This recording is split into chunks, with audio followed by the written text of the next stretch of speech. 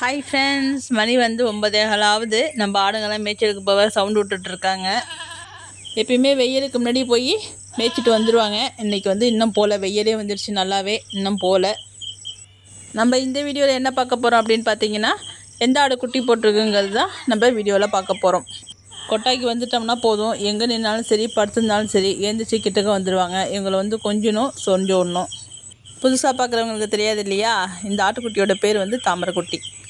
நம்ம அலாட்டு வந்து தாது உப்பு சாப்பிட்லாமா வேணாமா அப்படின்னு யோசனையிலேயே இருக்கிறாங்க, வாசனையை மட்டும் மோப்பம் பிடிச்சிக்கிட்டு. இப்போ எல்லோரும் வந்து மேய்ச்சலுக்கு போக போகிறாங்க. இன்றைக்கி ஏரி பக்கம் போய் தான் மேய போகிறாங்க. அவங்க தான் வந்து ஓட்டிகிட்டு போகிறாங்க.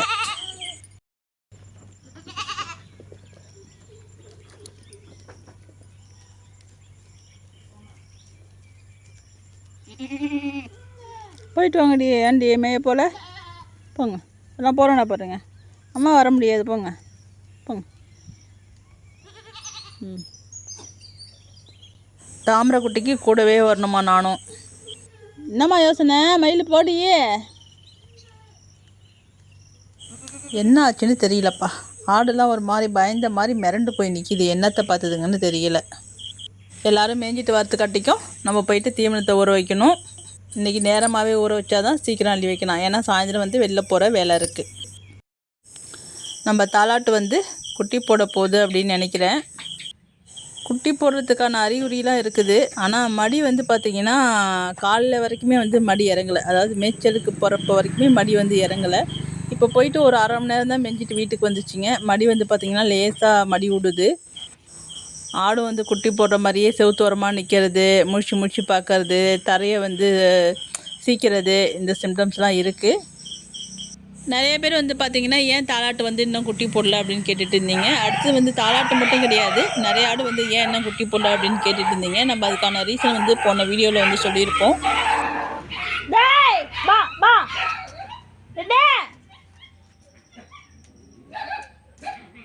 ஐயோ, இதோட சமாளிக்கிறது இருக்கே எனக்கு.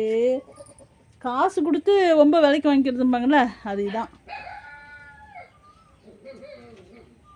இதுக்கே தனியாக ஒரு எனர்ஜி வேணும் போல இருக்கு எனக்கு. தாலாட்டும் வந்து குட்டி வந்து இடையில போட்டுச்சு. ஆனால் அது வந்து சரியான முறையில் வந்து குட்டி போடலை. காரணம் என்ன அப்படின்னு பார்த்தீங்கன்னா, நம்ம வந்து ஒரு 2-3 நாள் வந்து வெளியில் போக வேண்டிய சூழ்நிலை வந்துடுச்சு. வெளியில் போயிட்டோம். ஆட்டை வந்து யார் பார்த்துக்கிட்டாங்க அப்படின்னு பார்த்தீங்கன்னா, பகலில் வந்து மணிமேகலை வந்துடுவாங்க. ஒரு 8 மணிலேருந்து ஒரு சாயந்தரம் ஒரு 6 மணி வரைக்கும் மணிமேகலை வந்து பார்த்துக்கிட்டாங்க. அதுக்கப்புறம் நைட்டில் வந்து என்னோடய நாத்தனார் வந்து பார்த்துக்கிட்டாங்க. அப்போ வந்து நம்ம ஊரில் எல்லா டயத்தில் வந்து இது குட்டி போட்டுடுச்சுப்பா. குட்டி வந்து எங்கே போட்டுச்சு, எப்போ போட்டுச்சுங்கிறது வந்து யாருக்குமே தெரியல. இதுக்கும் இப்படி நடந்துச்சா. அடுத்து நம்ம ஒரு ஆட்டுக்குட்டிக்கு வந்து கட்டு போட்டு விட்ருப்போம். அந்த ஆடு வந்து தலைச்சீத்து, அவனும் வந்து குட்டி போட்டுருந்துருக்கான். அது வந்து பார்த்திங்கன்னா தலைச்சீத்து ஒரு குட்டி போட்டிருக்கு, ஒரு குட்டியும் கெடா குட்டியாக போட்டிருக்கு. இந்த ஆடு வந்து பார்த்திங்கன்னா மல்பெரி வயலுக்கு வந்து ஓட்டி கொண்டு விட்ருக்காங்க மேய்க்கிறதுக்கு. அங்கே வந்து குட்டி போட்டுட்டு இது வந்துடுச்சு. அப்புறம் வந்து போய் பார்க்கும்போது குட்டி வந்து இறந்தே கிடந்துச்சு அப்படின்னு சொன்னாங்க. இங்கே வருமா, திங்கிறதுக்கு வேறு ஒன்றுமே இல்லையா? நம்ம தாலாட்டு எத்தனை குட்டி போட்டுச்சு அப்படின்னு கேட்டாக்கா அவங்களுக்கு வந்து தெரியல. வந்து பார்த்தாக்கா குட்டிலாம் போட்டு செனக்கலங்கின மாதிரி அப்படியே நிற்கிது. நம்ம ஒரு கஷ்டத்துக்காக வெளியில் போனால் வந்து பார்த்தா அதை விட ரொம்ப கஷ்டமாக இருந்துச்சு. இப்போ இது படுத்துருக்கதை பார்த்தா அதை விட ரொம்ப கொடுமையாக இருக்குது. மடியும் வந்து இன்னும் இறங்கலை. குட்டி போடுற மாதிரி இருந்துச்சுன்னா இந்நேரம் முக்கி குட்டி போட்டிருக்கோம். ஏன்னா ரொம்ப நேரமாக படுத்து கிடக்கு. இந்த தடவையும் குட்டி வந்து எப்படி போடுங்கிறது தெரியல, என்ன நடக்க போகுதுன்னு தெரியல. பார்ப்போம். அதை விட பார்த்திங்கன்னா நம்ம மயிலுக்கு வந்து சுத்தமாக முடிய மாட்டேங்குது. எல்லாத்துக்கும் இறக்கிதுப்பா. அந்த குட்டி போட வேண்டிய டயத்தில் வந்து ஒரு 10 நாளைக்கு முன்னிலேருந்து எங்களுக்கு ரொம்ப முடியாமல் போயிடுது. மூச்சு விடுறதுக்கு, நடக்கிறதுக்கு, இதுக்கெல்லாம் வந்து ரொம்ப சிரமப்படுதுங்க. இங்கே பாருங்கள், இப்படி தான் உழுந்து பெறதுங்கப்பா டெய்லியும். பார்க்கவே பாவமாக இருக்குது. உடுக்கையும் இப்படி தான் இருக்குது. நம்ம மயில் வந்து பார்த்திங்கன்னா இந்த தடவை கண்டிப்பாக வந்து 3 குட்டி போடும். மயில் மட்டும் கிடையாது, தாலாட்டு, மயில், அலாட்டு, உடுக்கை 3 பேருமே வந்து 3 குட்டி கண்டிப்பாக வந்து போடுவானுங்கிற நம்பிக்கை இருக்குது எனக்கு.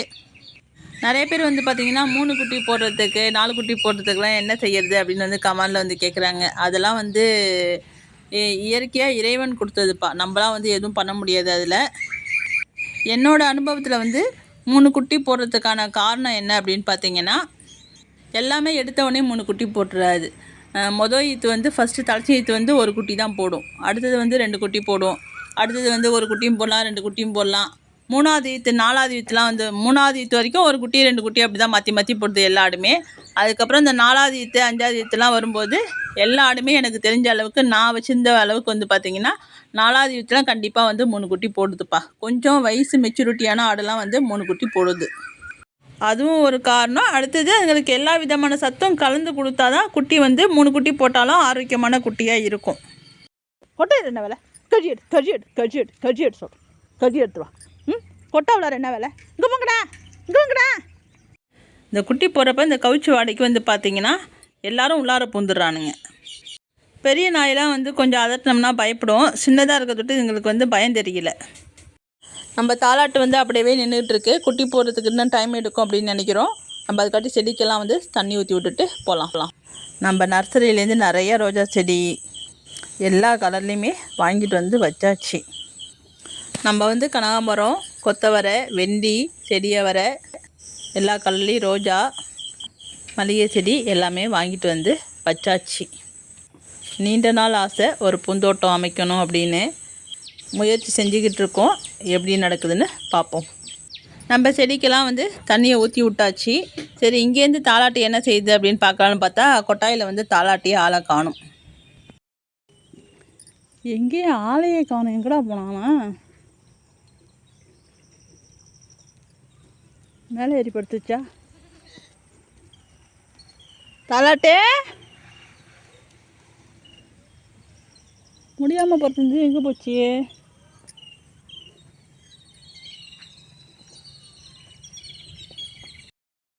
என்னடா அது ஆச்சரியமாக இருக்குது. எனக்கு தான் அங்கே நிற்கிறது கண்ணு தெரியலையா? எங்கேயுமே காணுமே ஆளை. கொட்டாயில் படுத்துருந்துச்சு சீட்டி உரமா.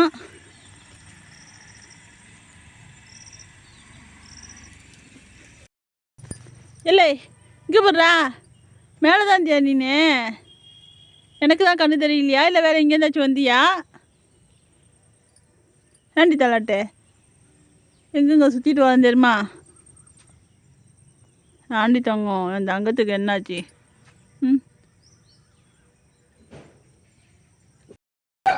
ஐயோ பயப்படாதீங்க. இதேமாரி நாயை பார்த்து தான்ப்பா அது பயந்துச்சு, வேறு ஒன்றும் கிடையாது. நேற்றுக்கு வந்து பார்த்திங்கன்னா ஒரு நாய் வந்து உள்ளார பூந்துருக்கு. அது ராத்திரியில் வந்து பூந்துருக்கு. அது நமக்கு தெரியவே இல்லை. நம்ம வீட்டில் உள்ள ஒரு 7-8 பேரும் வந்து குலைச்சிக்கிட்டே இருக்கானுங்க கொட்டாயை பார்த்து. ஏன்டா குலைக்கிறானுங்க? நம்ம லைட்டெல்லாம் அடித்து மேலெல்லாம் பார்த்துக்கிட்டு இருக்கோம். மேலே பார்க்குறோம், கூரை மேலே பார்க்குறோம், பாம்பு இருக்குதா என்ன ஏதுன்ட்டு பார்த்துட்டு ஒன்றும் தெரியல. கண்ணுக்கு வந்தாச்சு. அதோட மணி வந்து பார்த்திங்கன்னா 8 ஆயிடுச்சு. சரி, குட்டி போட்டிருக்கானா என்னன்ட்டு பார்க்கணுன்ட்டு பண்ணை மேலே ஏறி பார்க்குறேன்.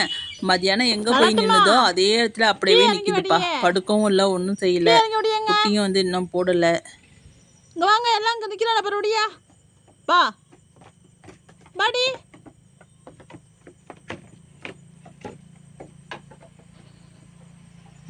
நல்லா பயந்து போய் நிற்கிது. தெரியல உனக்கு. இப்போ கொட்டாவுளார பூந்த நாய் வந்து பார்த்திங்கன்னா பரணைக்கு அடியில் நம்ம பெஞ்சு போட்டு வச்சுருக்கோம். அதாவது ஏறுற இடத்துல வந்து பெஞ்சு போட்டு வச்சுருக்கோம். அந்த பெஞ்சுக்கு அடியில் போய் இது படுத்துருந்துருக்கு. நாயோட கலரும் கருப்பு கலரு, லேசாக அங்கங்கே வெள்ளை கலரு. இதை வந்து நம்ம கவனிக்கவே இல்லை.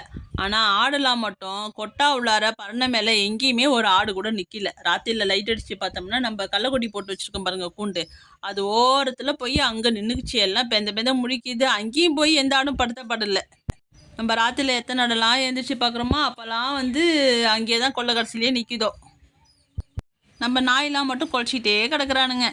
நம்ம கேட்டை திறந்து விட்டுருந்தோம்னா உள்ளார போய் அதுங்க என்ன ஏதுன்னு பார்த்து வந்துருக்கோம். நம்ம கேட்டை சாத்தி வச்சதுனால வெளியிலே நின்று குலைச்சதுல நமக்கு அது புரியல என்ன ஏதுன்ட்டு. அதில் தான் இப்போ இது பயந்து போய் நிற்கிதுப்பா. கண்டிப்பாக இது வந்து குட்டி நல்ல முறையில் போடாது. அது வந்து கன்ஃபார்ம் ஆயிடுச்சு. ஏன்னா ஒரு நாள் வந்து முடிய போகுது. இது வந்து பார்த்திங்கன்னா மறுநாள் காலையில் நாள் வந்து மேய்ச்சலுக்கு போயிட்டு வந்து இதே இடத்துல நின்றுச்சு. அதுக்கப்புறம் பகலில் ஏறி கொட்டா மேலே பரணை உள்ளார படுத்தது. இப்போ காலைல எழுந்திரிச்சி வந்து குட்டி போட்டிருக்கா அப்படின்னு பார்க்கொண்டு வந்தாக்கா மறுநாள் அதே இடத்துல வந்து நிற்கிது. சரி, கொட்டா உள்ளார படுத்துருந்துச்சே, பரணை மேலே குட்டி போட்டிருக்குதா அப்படின்னு போய் பார்க்கலான்னு பார்த்தாக்கா அங்கேயும் ஒரு குட்டியவும் காணும். ஆனால் விடிய விடிய தூக்கம் இல்லாமல் அப்பப்போ எழுந்திரிச்சி குட்டி போட்டிருக்கான்னு பார்த்தேன். 4:30 மணி வரைக்கும் கொட்டாவலாறு தான் இருந்துச்சு. அதுக்கப்புறம் எப்போ கீழே இறங்குச்சிங்கிறதும் தெரியல. இப்போ இதுங்களோட சேர்ந்துக்கிட்டு மேய்ச்சலுக்கும் போக போகிறாங்க.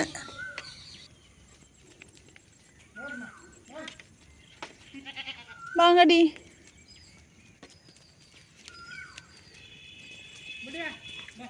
இதுவும் வருது. இதுவும் சேர்ந்துட்டு மேய்ச்சலுக்கு போகுது வயிற்றுல பிள்ளைய வச்சுக்கிட்டே. இப்போ வச்சு முட்டுது நாயை.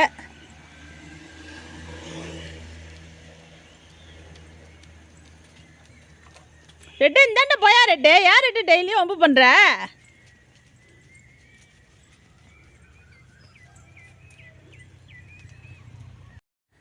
வயலுக்கு மேய போனது.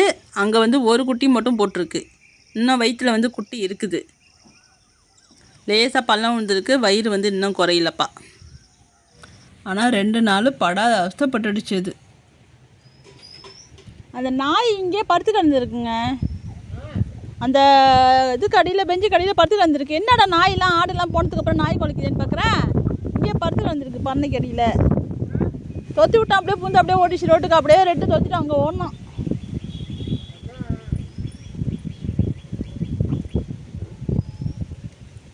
அது ஏன் இங்கேயே வருது? அது இங்கே என்னடா பண்ணுறீங்க? அதை ஊட்டுறதுக்கு அது என்ன பாடுபடுத்துகிற எலி குட்டி பிள்ளை? ம்,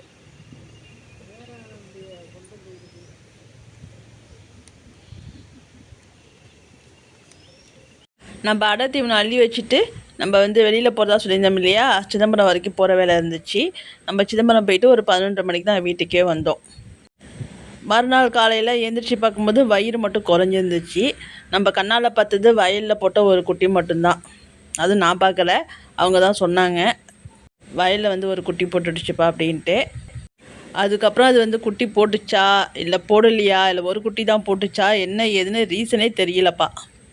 காலை எழுந்திரிச்சி பார்க்கும்போது வயிறு மட்டும் நல்லா ஒடுக்கு வந்து குட்டியெல்லாம் போட்டு முடிச்சிருந்துச்சு. குட்டி போட்டு இல்லை நாய் தூக்கிட்டு போயிடுச்சா, நம்ம எல்லாத்தினால நாய் தூக்கிட்டு போயிடுச்சா, என்ன ஏதுன்ட்டு தெரியல.